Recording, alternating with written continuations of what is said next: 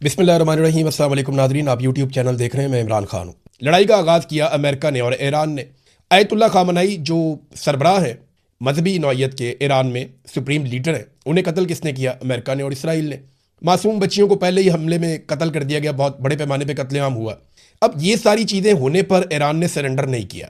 उन्होंने बहुत मार खाई लेकिन सरेंडर नहीं किया, बल्कि वो जवाबी कार्रवाई करते रहे। तो अब वो सिर्फ इसलिए सरेंडर कर दें क्योंकि हम कह रहे हैं कि आप कुछ मुतालबात ज़्यादा तस्लीम कर दें, हालांकि बात बन गई थी।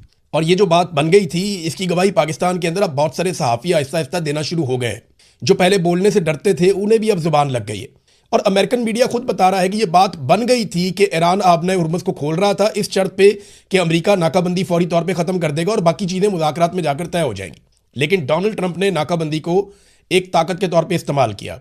इस वक्त अमरीकी ताकत खित्ते में कहाँ कहाँ जमा हो चुकी है और किस तरीके से वो ईरान को घेरा डाल रहे हैं, इस पे मैं आपको मैप पे लेकर जाऊंगा। यानी हमें एक दफ़ा फिर जाना पड़ेगा मैप पे और चलते हैं मैप पे। जी नाजरीन, तो ये है मैप और ये जनाब अमेरिका और ये वो रीजन है जहां लड़ाई चल रही है या जहां पे सारा फड्डा है। ये आपने थोड़ा सा याद रखना है कि समंदर कौन कौन से हैं। सिर्फ ये मैं आपको दिखाने के लिए वर्ल्ड मैप मैंने आपको दिखाया, पूरी दुनिया का नक्शा है ये, सिर्फ ये दिखाने के लिए कि यहां पे समंदर कौन कौन से हैं। इसे कहते हैं पर्शियन सी। ये समंदर जो है ना, ये अरब ममालिक और ईरान के बीच में। ये अरेबियन सी है, ये इंडिया और पाकिस्तान के सामने, ओमान के सामने ये वाला है। इसे गल्फ ऑफ ओमान भी कहते हैं, लेकिन ये इंडियन सी है। और इसके बाद ये वाला जो एरिया, इसको मेडिटेरेनियन सी कहते हैं। ये तीन समुद्रों को आपने याद रखना है, 1, 2 और ये 3। और ये रेड सी है, ये सऊदी अरब और अफ्रीकी ममालिक के बीच में रेड सी मैंने आपको पहले बताया हुआ है। ये सिर्फ आप ये नक्शा देख लें, उसके बाद जरा यहां पर आप आ जाए और आपको जरा क्लियर करके मैं दिखा देता हूं। ये जनाब ईरान है, ये पर्शियन गल्फ है, ये गल्फ ऑफ ओमान है। ये बिल्कुल छोटा सा एरिया है गल्फ ऑफ ओमान। ये आबने हुर्मुज़, ये इसके बाद गल्फ ऑफ ओमान। ये वो जगह है जहां से अमेरिका ने ब्लॉकेज लगाया हुआ है पाकिस्तान और ओमान के बीच में। और ये वाला जो समुद्र का बड़ा हिस्सा है, ये अरेबियन सी भी इसको कहते हैं, इंडियन ओशियन भी इसको कहते हैं। तो ये एरिया अलग है। ये रेड सी है, यहां से नीचे से ये आपको बाबे मंदब नजर आ रहा है, यमन के बिल्कुल साथ, अफ्रीका और गल्फ ममालिक के बीच में, खलीजी ममालिक और अफ्रीका के बीच में, यमन और जबूती के किनारे पे ये एक बीच में एक एरिया है जिसको आप कहते हैं, ये मैंने आपको निशान लगा दिया, ये वाला एरिया, इसको आप कहते हैं बाबे मंदब। ये साथ आगे शुरू होता है रेड सी, और ये सारा वो मेडिटेरेनियन सी है जो जाके यूरोपीय ममालिक के साथ लगता है। यूरोपीय ममालिक उस तरफ आते हैं, यहाँ ऊपर तुर्की है, नीचे मिस्र है, ये शाम है और ये इसराइल है और गजा भी वहीं पे है। अब आ जाए उस फाइनल मैप की तरफ जो सारी हकीकत बता रहा है। ये देखें आप, इस वक्त जो लेटेस्ट सूरत हाल है वो ये है कि अमेरिका के जहाज कहां कहां पहुंच गए और किस किस जगह पे अमेरिका के अड्डे मौजूद है। ये जी अरेबियन सी या इंडियन ओशियन, एक अमेरिकी बहरी जहाजों का जो अड्डा है वो यहां पे है। वो यहां पे इन्होंने बना लिया समंदर के अंदर, और यहां पे इन्होंने अपनी फौजी ताकत इकट्ठी कर ली है अरेबियन सी के अंदर या इंडियन ओशियन के अंदर। और ये ईरान का ये वाला एरिया यहां से इन्होंने कंट्रोल किया है। दूसरा, अरब ममालिक को क्रॉस करें तो यहां पे रेड सी आ जाता है, मैंने आपको पहले दिखाया था। एक अमेरिकी बहरी बेड़ा वो ये यहां पे इन्होंने पहुंचा दिया, यहां पे आके खड़ा है। और अब जो अमेरिकी बेड़ा एक और आया पैसिफिक ओशियन से निकल के, वो यहां पहुंच गया। ये इसराइल की बैक साइड पे, यहां पे मेडिटेरेनियन सी के अंदर इनका एक बेड़ा पहुंच गया। तो ये तीन तरफ से इन्होंने ईरान को घेरा डाला इस वक्त तक। अगर लड़ाई हो जाती है और लड़ाई बढ़ जाती है, पाकिस्तान इस वक्त कंफ्यूज है, पाकिस्तान कहां खड़ा होगा। लेकिन पाकिस्तान के अंदर मिलिट्री एस्टेब्लिशमेंट के जो करीबी अकाउंट्स हैं या जो करीबी लोग हैं, वो सोशल मीडिया पे ये बात करना शुरू हो गए कि ईरान ने ज्यादती की है। ये पहले भी कर रहे थे और पहले कुछ मैसेजेस भी मिलिट्री एस्टेब्लिशमेंट के लोगों की जानिब से या डायरेक्ट उनकी जानिब से सहाफियों को भिजवाए गए थे, जिसमें कहा गया था कि ईरान की मजम्मत शुरू करो। तो हमें यह पता है कि जिस वक्त सऊदी अरब दबाव डालेगा, क्योंकि बहुत पैसा दिया सऊदी अरब ने, तो पाकिस्तान को पोजीशन लेनी पड़ेगी। तो ये एक और साइड हो सकती है जहां से कुछ दबाव ईरान के ऊपर बढ़ाया जा सके।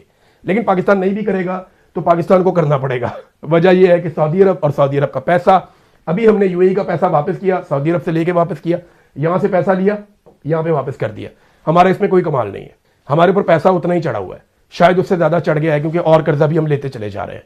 तो ये इस वक्त सिचुएशन है खित्ते में जहां पे अमेरिका ने अपनी इतनी फौज लाकर इकट्ठी कर दी है कि इस फौज के साथ पूरी एक जंग लड़ी जा सकती है। पहले इस रीजन में अमेरिका ने कभी इतनी ताकत इकट्ठी नहीं की जितनी अब की है।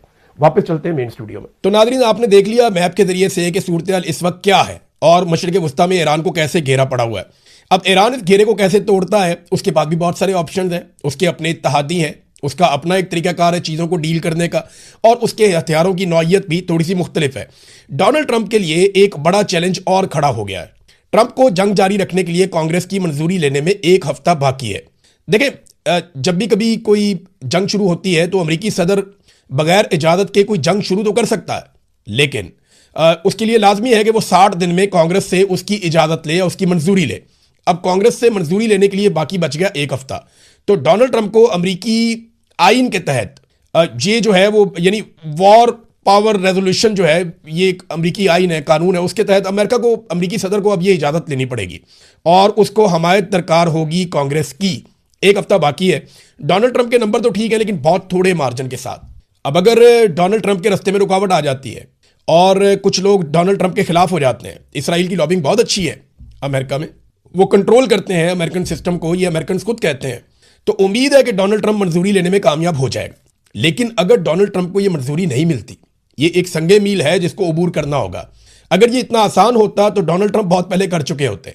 अब उन्हें क्योंकि आखिरी वक्त में ये करना है, तो ये भी एक डोनाल्ड ट्रंप के लिए बड़ा चैलेंज है कि वो इसको कैसे पूरा करते हैं। इसराइल ने बहरहाल ऐलान कर दिया है कि वो सिर्फ अमेरिका के इशारे का इंतजार कर रहा है और वो बड़ी तबाही फैला सकता है। इसराइली वज़ीर दिफा का जो स्टेटमेंट है वो ये है कि अमेरिका की इजाज़त मिलते ही खामनई के पूरे ख़ानदान को हम ख़त्म कर देंगे।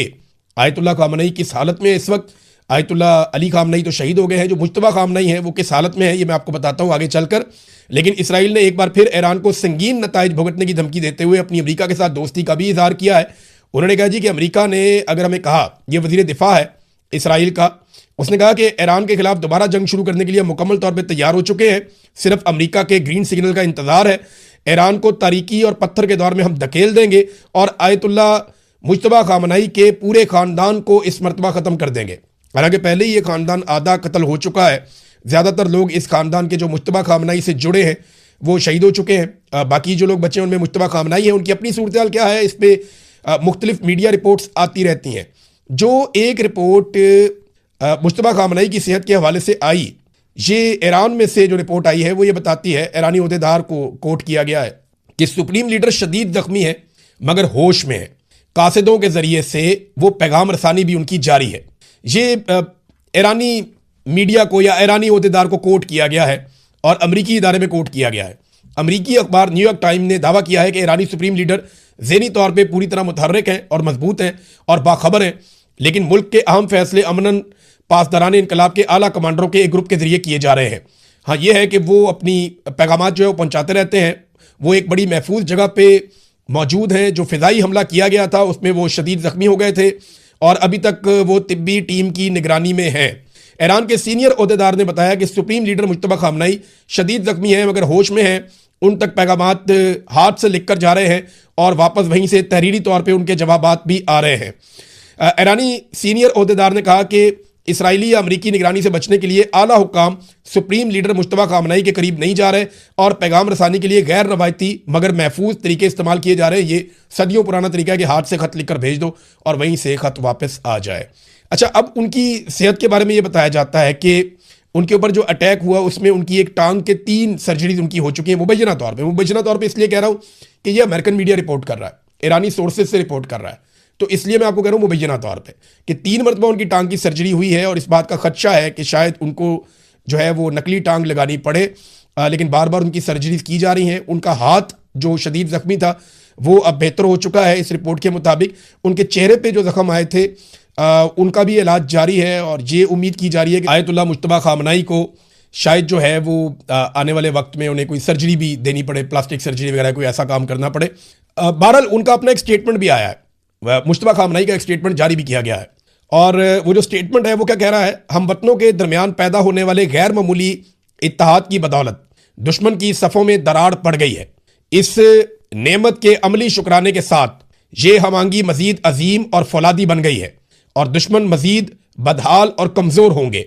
दुश्मन की मीडिया कार्रवाइयाँ लोगों के जहनों और नफ्सियात को निशाना बनाकर कौमी इत्तेहाद और सलामती को नुकसान पहुँचाने का इरादा रखती हैं।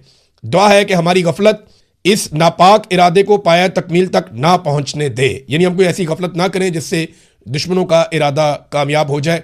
तो ये आयतुल्ला मुज्तबा खामनई का एक ईरानी कौम के नाम पैगाम आया। डोनाल्ड ट्रंप से कुछ सवालात भी किए गए मीडिया की जानिब से। एक सवाल उनसे ये पूछा गया कि क्या आप ईरान के खिलाफ एटमी हथियार इस्तेमाल करेंगे। हालांकि इससे पहले खबर आ चुकी है कि डोनाल्ड ट्रंप ने एक मौके पर एटमी कोड्स मांगे थे। इसकी तस्दीक तो नहीं हुई, लेकिन ये दावा किया गया अमेरिका में कि एटमी कोड्स उन्होंने मांगे तो उनको इनकार कर दिया गया। लेकिन ट्रंप ने कहा यह अहमकाना सवाल है, बिल्कुल मैं ऐसा नहीं करूंगा। रवायती हथियारों से हमने ईरान को तबाह कर दिया है, तो हमें दूसरे हथियारों की ज़रूरत नहीं है, ये डोनाल्ड ट्रंप ने स्टेटमेंट दिया। फिर डोनाल्ड ट्रंप ने एक और बात की है, उनसे सवाल किया गया कि आप कब तक ईरान का इंतज़ार कर सकते हैं, कितनी देर आप ईरान के जवाब का या मुआहदे का इंतज़ार करेंगे। तो डोनाल्ड ट्रंप ने कहा जनाब हमारे पास तो बहुत वक्त है, वक्त तो ईरान के पास नहीं है। फिर उसने कहा मुझे कोई जल्दी भी नहीं है। फिर डोनाल्ड ट्रंप ने कहा जी कि वियतनाम की लड़ाई 18 साल चलती रही है, इराक की लड़ाई का उन्होंने हवाला दिया, उन्होंने बहुत सारी और लड़ाइयों का हवाला दिया। कोई लड़ाई 7 साल चली, कोई 14 साल चली, कोई 18 साल चली, तो अभी तो 6 हफ्ते हुए हैं और मुझे कोई जल्दी नहीं है।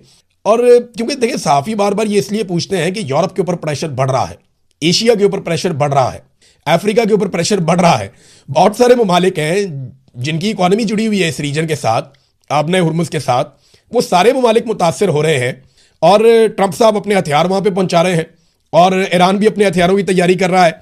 अब वहाँ से रिपोर्टें आती हैं ईरान में से, और अमेरिकन मीडिया भी रिपोर्टें देता है कि ईरान के आधे से ज़्यादा हथियार अभी महफूज हैं और वो उन्हें चला सकता है। दूसरी जानिब अमेरिका के अंदर एक नई बहस शुरू हो गई। ये वॉल स्ट्रीट जर्नल ने खबर दी है। खबर ये कहती है कि ट्रंप की इंतजामिया बड़ी तेज़ी से इस बात का तखमीना लगा रही है, जो व्हाइट हाउस है वो इस बात का तखमीना लगा रहा है बड़ी तेज़ी से कि अगर चीन ने इस वक्त ताइवान पे कब्जे की कोशिश की या चाइना इस वक्त ताइवान पे कब्जा करता है तो अमेरिका क्या मुकम्मल तौर पे ताइवान का दिफा कर पाएगा। क्योंकि रिपोर्ट्स के मुताबिक अमेरिका अपने जो टॉम हाक मिसाइल्स हैं उनमें से 1000 से ज़्यादा इस्तेमाल कर चुका है। 1500 से 2000 के बीच में एयर डिफेंस मिसाइल भी अमेरिका अपने फायर कर चुका है और इनकी बहाली में सालों लग सकते हैं। अमेरिका ने अभी दिफाई कंपनियों के साथ मुआहदा किया है जिसमें 4 से 5 साल में उन्हें बड़े पैमाने पर यानी 4300 मिसाइल मजीद बनाकर दिए जाएंगे, जिनमें क्रूज मिसाइल भी हैं, दीगर मिसाइल भी हैं। अमेरिका के लिए एक प्रॉब्लम यह है कि अगर दुनिया में अब कोई नया फड्डा हो जाता है या कोई और ऐसी जंग छिड़ जाती है जिसमें अमेरिका को जाना पड़ जाए तो अमेरिका के पास हथियारों का जखीरा कितना ज़्यादा है। ये 6-7 हफ्तों में अमेरिका ने इतने हथियार चला दिए ईरान के खिलाफ, इतना बारूद फूंक दिया है कि अब उनके पास आधी कैपेसिटी बाकी है। ये अमेरिकन मीडिया की और अमेरिकन इदारों की रिपोर्टें हैं। अब इस कैपेसिटी के साथ अगर वो दोबारा ईरान से लड़ते हैं तो लाजमी बात है कि ये जखीरा मजीद कम हो जाएगा और इसकी भरवाई में सालों लग जाएंगे। तो फिर चाइना या रशिया कोई और एडवेंचर करते हैं तो अमेरिका उस एडवेंचर से कैसे निपटेगा, ये एक अजीब सूरत हाल है अमेरिका के लिए। प्रोपेगेंडा वॉर नादरीन साथ साथ जारी है और कालीबाफ का इस्तीफा छाप दिया गया, यानी ये दावा किया गया अमेरिकी मीडिया में, इसराइली मीडिया में कि कालीबाफ ने, जो ईरानी स्पीकर हैं और मुज़ाकराती कमेटी के हेड हैं, ये दावा किया गया कि उन्होंने इस्तीफा दे दिया है और वो मुज़ाकराती कमेटी के हेड नहीं है। लेकिन बाद में ईरान से इसके ऊपर तरदीद भी आ गई। ईरान ने यह भी कहा कि हमारे आपस में अंदरूनी तौर पे किसी किस्म के कोई इख्तलाफात नहीं है। ये इख्तलाफात अमेरिका में है लेकिन हमारे अंदर कोई इख्तलाफात नहीं है। और ऐसे मौके पर ही इख्तलाफात के हवाले से आयतुल्लाह मुज्तबा खामनाई का भी एक स्टेटमेंट आ गया जो मैंने आपको पढ़ के सुना दिया। डोनाल्ड ट्रंप ने एक ऑर्डर दिया है जहां से ये लड़ाई दोबारा ट्रिगर हो सकती है। ये ऑर्डर क्या है? डोनाल्ड ट्रंप ने वो कश्तियां तबाह करने का हुक्म दे दिया। अच्छा, कश्तियां जब मैं आपको कहता हूं तो ये ऐसा नहीं है कि छोटी छोटी चप्पुओं वाली कश्तियां हैं, ये अच्छे खासे क्रूज हैं, बड़े जहाज हैं। तो डोनाल्ड ट्रंप ने कहा जनाब कि वो जहाज या कश्तियां तबाह कर दिए जाएं जो आबना हुर्मुज़ में बारूदी सुरंगें बिछा रहे हैं। अब बारूदी सुरंगें बिछाने के नाम के ऊपर आप किसी भी जहाज को जब निशाना बनाएंगे तो लड़ाई ट्रिगर कर जाएगी, लड़ाई बढ़ जाएगी। और ये अब ऐसा लगता है कि लड़ाई दोबारा शुरू होने की जो वजह बनेगा वो आबना हुर्मुज़ ही बनेगा। और मैं आपको पहले ही मैप दिखा चुका हूं कि अमेरिका ने किस तरीके से इस पूरे रीजन को कब्जे में लिया है। और मैंने आपको ये सिचुएशन भी बता दी है कि पाकिस्तान का रोल कैसे इंपॉर्टेंट हो सकता है इन केस कि पाकिस्तान को सऊदी अरब के साथ किया हुआ अपना मुआहदा पूरा करना पड़ जाए। नाज़रीन, पाकिस्तान के अंदर क्योंकि पाकिस्तान की बात हुई है तो ज़रा यहाँ पे भी आ जाते हैं। हालात ये पैदा हो गए हैं कि पाकिस्तान पेट्रोल के बाद अब दुनिया का ऐसा मुल्क बन गया जो बिजली भी सबसे महंगी बेच रहा है। यहाँ पे शाकिर एवान साहब ने कमाल तरीके से एक्सपोज किया है मौजूदा हुकूमत को, सबसे शानदार काम कर रहे हैं, बल्कि लोग उन्हें अपने बिल भिजवा रहे हैं, पुराने भी नए भी, और वो तकाबली जायजा कर करके लगाए जा रहे हैं। यहाँ पे शाकिर एवान साहब ने एक बिल शेयर किया और मैं एक बात याद रखिएगा, इमरान खान साहब की हुकूमत आ जाए और इस तरह का बिल आ जाए तो आपने मुझे नहीं कहना कि भाई अब तुम ये बात क्यों नहीं करते। मैं इसलिए ये बात कर रहा हूं कि ये किया कराया नवाज शरीफ का है। ये नवाज शरीफ ने, शहबाज शरीफ ने और पीपल्स पार्टी ने मिलकर आईपीपी लेकर आए। एक भी आईपीपी का मुआहदा इमरान खान के दौर में नहीं हुआ। ये सारा काम डिक्टेटर मुशर्रफ के दौर में और पीपल्स पार्टी और पीएमएलएन के दौर में हुआ। और इसमें जो सबसे बड़ा किरदार अदा किया, यानी अगर आप देखेंगे 70-80% किसी का किरदार है तो वो शरीफ खानदान का है, जो ये मंसूबे लेकर आए, जिन्होंने ये लगाए। अब कमीशने खा गए, क्या किया, किसकी जेब में पैसा जा रहा है, किसी को कुछ पता नहीं है। हत्ता कि इस हुकूमत ने यह भी कर दिया कि सूरज की रोशनी पे टैक्स लगा दिया। अगर आप सोलर के साथ बिजली बनाएंगे, देखिए जिस मुल्क में आप बिजली मुहैया नहीं कर सकते, या तो हुकूमत अवाम को पूरी बिजली दे रही हो ना, हम पूरी और सस्ती बिजली दे रहे हैं, इसके अलावा अगर कोई अपनी बिजली पैदा करना चाहता है तो हमें टैक्स देगा, फिर तो बात समझ आती है। आप ना बिजली सस्ती दे रहे हैं, ना आप बिजली पूरी दे रहे हैं, बल्कि आप लोड शेडिंग कर रहे हैं। अब लोग अगर अपने आप को जिंदा रखने के लिए, अपने सर्वाइवल के लिए सोलर लगाते हैं, वो खरीदते भी खुद हैं, उसकी मजदूरी भी खुद देते हैं, अपनी छत के ऊपर लगाते हैं, अपनी प्रॉपर्टी के ऊपर लगाते हैं, जो चीज खरीदते हैं उसके ऊपर भी टैक्स देते हैं, और जो मजदूरी देते हैं उसके ऊपर भी टैक्स देते हैं। जब वो लग जाता है तो कहते हैं जी इसके ऊपर और टैक्स देना। सूरज की रोशनी से आप बिजली पैदा कर रहे हैं, सूरज की रोशनी पे लग गया नाज़रीन टैक्स। ये ऑक्सीजन पे भी टैक्स लगाएंगे, और ऐसा नहीं है कि इमरान खान आगे इसको ठीक कर सकता है या कोई और आगे इसको ठीक कर सकता है। ये मुआहदे कर दिए नवाज शरीफ ने, रस्से के साथ बांध दिया पाकिस्तानी कौम को एस्टेब्लिशमेंट के साथ मिलकर। अब ये जान नहीं छूटती है, बहुत मुश्किल है।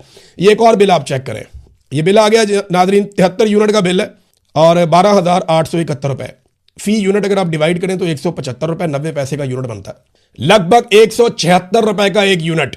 और ये 73 यूनिट का बिल है, 100 यूनिट से भी कम का। 300 यूनिट तक की जिन्होंने बिजली मुफ्त देनी थी, उन्होंने सूरज की रोशनी पे भी टैक्स लगा दिया। ये पाकिस्तानियों के साथ धोखा हुआ, और पाकिस्तान की तारीख में कभी पाकिस्तानियों के साथ इतना बड़ा धोखा नहीं हुआ। अब तो जो फील्ड मार्शल आसिम मुनीर साहब के बहुत फेवरेट लोग हैं, जिन्हें बहुत पसंद करते हैं, वो भी ये कहना शुरू हो गए हैं कि मकबूलियत बढ़ गई है। मिसाल के तौर पे हाशिम डोगर साहब है, पहले पीटीआई में होते थे, उन्होंने एक स्टेटमेंट दिया, बड़ा मजे का स्टेटमेंट है। उन्होंने कहा जी कि चाहे मुझे अगले इलेक्शन में एक भी वोट ना मिले, मैं आसिम मुनीर के साथ खड़ा रहूंगा, क्योंकि वो बहुत बहादुर है, आगे उनकी तारीफें की है। मामला ये है कि आसिम मुनीर की तारीफें आप करें, लेकिन आप उनके साथ ऐसे ज्यादती तो ना करें। ये तो ज्यादती आप कर रहे हैं, आप ये बता रहे हैं पूरी दुनिया को कि आसिम मुनीर साहब इतने गैर मकबूल हैं। यानी मेरे सर्वे के अंदर भी उन्होंने 6.9% ले लिया। इमरान खान के मुकाबले में जब सर्वे करवाया तो सारी जमातें उनके साथ थी, 6.9% उन्होंने मेरे सर्वे में ले लिया। लेकिन हाशिम डोगर साहब का यह मानना है कि चाहे मुझे एक भी वोट ना पड़े, यानी वो ये दूसरे अल्फाज में कह रहे हैं कि आसिम मुनीर साहब इतने गैर मकबूल हैं कि मैं उनके साथ खड़ा हूंगा तो मुझे वोट नहीं पड़ेंगे, लेकिन अगर मुझे एक वोट भी ना पड़ा मैं फिर भी आसिम मुनीर के साथ खड़ा हूंगा। यानी ये तो दूसरे अल्फाज में वो बता रहे हैं कि मकबूलियत किधर है और सूरत हाल क्या है। वैसे तो ये पूरा पाकिस्तान ही जानता है, लेकिन जो पाकिस्तान के साथ अब इन लोगों ने किया, इससे पहले कभी हमने सोचा भी नहीं था, हमें अंदाजा भी नहीं था कि ये इस लेवल तक पाकिस्तान को लेकर आ जाएंगे। बेड़ा गर्क किया इन्होंने पाकिस्तान का और पाकिस्तान की इकॉनमी का, पाकिस्तान के लोगों का। अब तक के लिए इतने, अपना ख्याल रखिएगा, अपने इस चैनल का भी। अल्लाह हाफिज़।